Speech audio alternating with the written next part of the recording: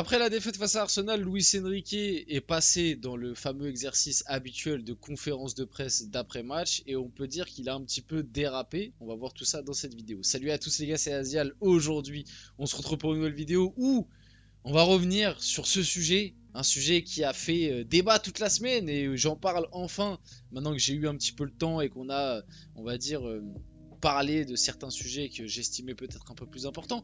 La communication de Luis Enrique, car oui, dans la conférence de presse d'après-match, voilà, il y a eu cette petite phrase, cette petite déclaration de Luis Enrique, d'un Luis Enrique énervé après cette défaite qui a fait polémique, un petit dérapage, on va pas se mentir, on va revenir par rapport à ça et en parler, on va aussi revenir sur globalement les déclarations qu'il y a eu après le match face à Arsenal, de Marquinhos si on a le temps, de Luis Enrique principalement parce qu'il y a vraiment des choses intéressantes à dire et reparler aussi, on pourra reparler de ce match et même du début de saison du PSG, tu vois, ça permettra d'ouvrir un petit peu sur pas mal de développer un petit peu sur pas mal de choses de ce PSG qui a vécu une semaine vraiment compliquée parce que là du coup tu es un peu dans la tourmente, tu pars à la trêve internationale en perdant ta première place de Ligue 1 et en plus de ça tu as fait ta première défaite contre Arsenal où tu as montré un visage pas ouf.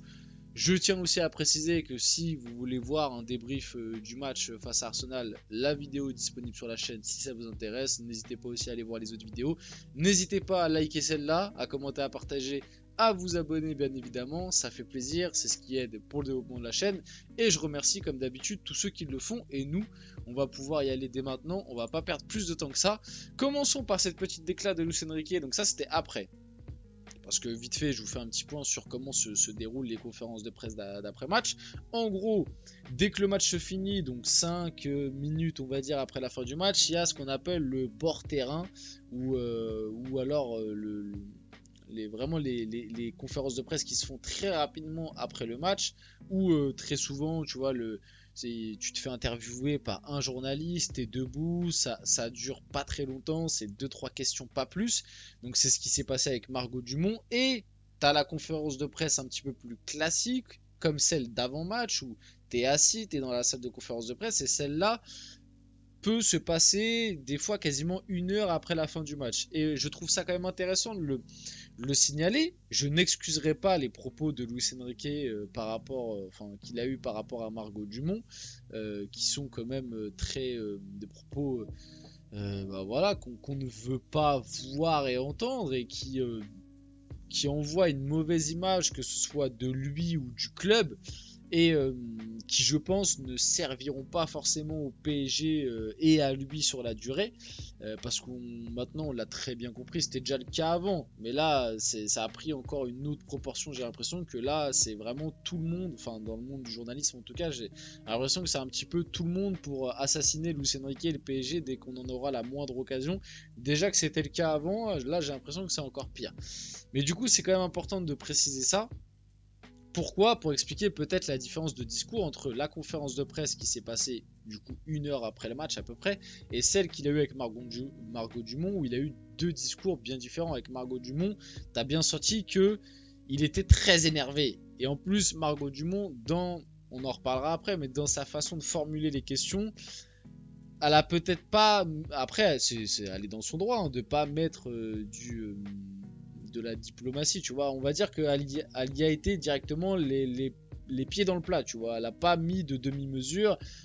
Quand elle arrive et qu'elle dit oui, est-ce que vous pouvez m'expliquer pourquoi votre tactique rigide n'a pas fonctionné? Bon bah oui, déjà que Luis Enrique de base il aime pas parler à la presse et qu'en plus de ça là il était très énervé de la défaite, tu viens tu lui dis bon bah pourquoi ta tactique de merde elle a pas fonctionné? Ouais, c'est vrai que c'est vrai que enfin non, on n'excuse pas ce qu'il a fait, mais c'est vrai que tu peux un peu comprendre pourquoi il a eu cette réponse-là. Enfin bref, on commence par celle-ci. Il a dit: je ne veux cibler personne individuellement, la défaite est pour moi, je prends l'entière responsabilité, la défaite est totalement méritée. Sur ça, on n'a pas grand chose à dire. Le fait qu'il prenne un petit peu l'entière responsabilité, il a toujours eu ce discours-là, même l'année dernière. Je me rappelle quand on avait pris le 4-1 à Newcastle, il avait dit pareil. Luis Enrique, par rapport à ça, entre guillemets, il protège beaucoup ses joueurs et très souvent il dit je prendrai la responsabilité, donc rien que choquant. Après on lui a posé question sur Donnarumma, il a dit Donnarumma il a été comme ses coéquipiers dans un standard minimum. Et là quand même tu vois, il envoie une petite pique à ses joueurs, l'air de dire le standard minimum c'est pas suffisant et c'est pas normal que tous mes joueurs ont été dans un standard minimum. Donc on enchaîne ensuite. La fameuse déclaration qui a fait polémique. Luis Enrique à Margot Dumont, non, je n'ai pas l'intention de vous expliquer ma tactique car vous ne la comprendriez pas. Et en plus, avant ça, Margot Dumont lui avait posé une question sur Dembélé où il a juste pas répondu. En vrai, la scène est un peu gênante, mais en même temps, c'est un peu marrant. Genre, il y a vraiment Margot Dumont qui lui dit, je sais plus ce qu'elle lui pose comme question sur Dembélé. Bon, après, je peux comprendre qu'il réponde pas parce que ça, c'est pareil. On va arrêter l'hypocrisie 2 minutes. Je ne tolère pas. Parce que comme j'ai dit, Luis Enrique, quand il fait ce genre de déclaration, il renvoie l'image de c'est l'entraîneur du PSG. Donc, indirectement, il renvoie une mauvaise image du club. Et aussi, indirectement, il nous traite un petit peu tous de gogol. Que ce soit nous, les supporters, même si en soi... Moi, sa déclaration, elle était plus ciblée pour les journalistes que pour les supporters du PSG ou quoi, tu vois. Mais indirectement, comme du coup, il répond pas vraiment aux questions, on n'a pas vraiment d'infos par rapport à ça, donc indirectement, on n'a pas plus de réponses, nous supporters aussi. Donc, mais voilà, mais faut arrêter l'hypocrisie que j'ai vu là passer là ces 2-3 derniers jours sur ah, vous avez vu le méchant Luis Enrique qui veut pas répondre aux pauvres journalistes qui font juste leur travail alors que vous voyez les journalistes, on lui pose des questions sur le jeu, sur la tactique, il veut pas répondre. Les gars, je suis quelqu'un qui essaye de suivre un maximum les conférences de presse. Je ne les regarde pas toutes, mais j'essaye d'en regarder quand même pas mal parce que ça peut être intéressant dans certains moments.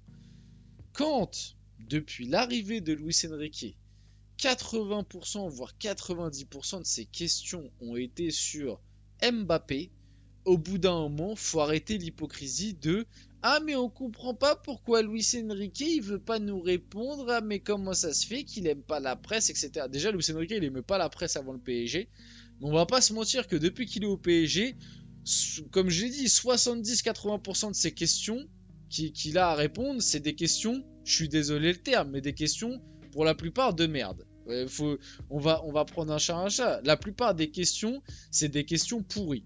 Là, il n'y a pas si longtemps que ça, au début de saison, Mbappé qui n'était même plus un joueur du PSG, je me rappelle de la première conférence de presse avant la première journée de Ligue 1, la moitié des questions c'était sur ah bah Mbappé, qu'est-ce que vous allez faire sans Mbappé, est-ce que Mbappé va vous manquer, comment vous allez faire, enfin bref c'était que Mbappé. Et aussi il y a un truc qui est très marrant, Luis Enrique s'est défendu par rapport à cette déclaration là, il s'est pas excusé mais il s'est défendu, et je le répète parce que la déclaration de Luis Enrique elle est pas bien, tu vois. Il fallait pas répondre ça, il aurait pu répondre quelque chose de plus classe. Et c'est vrai que Luis Enrique, il est habitué et ça renvoie une mauvaise image de lui et du PSG malheureusement. Je le répète, je ne tolère pas cette déclaration. Mais il y a un truc qui est très marrant, c'est que déjà Luis Enrique, il s'est défendu par rapport à ça en expliquant que pour expliquer une tactique et un plan de jeu que tu mets en place, ça se fait pas en 30 secondes, ça se fait en plusieurs minutes. Et du coup, c'est pour ça que j'ai pas voulu répondre à ça. Et il a aussi dit quelque chose qui est très très vrai. Les journalistes, vous me posez des questions sur ma tactique que quand ça perd. Quand ça gagne, il n'y a jamais un journaliste qui m'a posé une question sur ma tactique. Eh bah, moi je trouve que c'est des facts, hein. C'est factuel. Et on en revient à ce que je disais juste avant, 70% des questions des journalistes, c'est des questions soit sur Mbappé, soit des questions de merde, ou sur Dembélé, là, parce qu'il y a eu la polémique Dembélé, donc toute la semaine, regardez s'il vous plaît, regardez la conférence de presse Arsenal-PSG, il y a 90% des questions, c'est Dembélé. Qu'est-ce qu'a fait Dembélé? Pourquoi Dembélé il est pas là? Comment vous allez faire sans Dembélé? Est-ce que Dembélé il va revenir? À aucun moment on lui a parlé de plan de jeu face à Arsenal, de tactique. Est-ce que vous avez analysé l'adversaire? Comment vous allez faire face au coup de pied arrêté d'Arsenal? Non, on lui a pas posé ce genre de questions. On lui a posé Dembélé parce que bah, c'est ce qui fait vendre. Donc au bout d'un moment, moi c'est juste le retour de bâton, même si je le répète, je ne tolère pas. Je ne tolère pas cette déclaration-là de Luis Enrique. Et en plus, pour le coup, la pauvre Margot Dumont a pris, alors que ça reste l'une des personnes, on va dire, les plus... en tout cas, pour moi, je trouve une personne très intéressante dans le milieu, tu vois, qui très souvent est juste et cohérente. Donc bon, elle est tombée au mauvais endroit, au mauvais moment, même si, comme j'ai dit, sa question, elle a été un petit peu trop les pieds dans le plat. Marquinhos a aussi dit: on a fait des erreurs, ils ont profité de nos faiblesses, ce match va nous servir de leçon pour la suite. En deuxième mi-temps, on a montré qu'on sait jouer notre football, même face aux grandes équipes. Bon, ça serait trop long de développer là-dessus parce que de toute façon on en a déjà parlé pendant le débrief. En vrai, en deuxième mi-temps, Arsenal a aussi un peu lâché le pied. On a fait des erreurs. Moi je le dis, je le répète, Donnarumma t'a quand même coûté le match, hein. Si Donnarumma te fait pas cette boulette sur le 1-0, peut-être que le match n'est pas le même. Donc voilà, par rapport à ça, on va finir la vidéo là-dessus. J'espère que cette vidéo vous a plu. Si c'est le cas, n'hésitez pas à la liker, commenter, partager et vous abonner les gars. C'était Aziel, on se retrouve très rapidement pour une prochaine vidéo.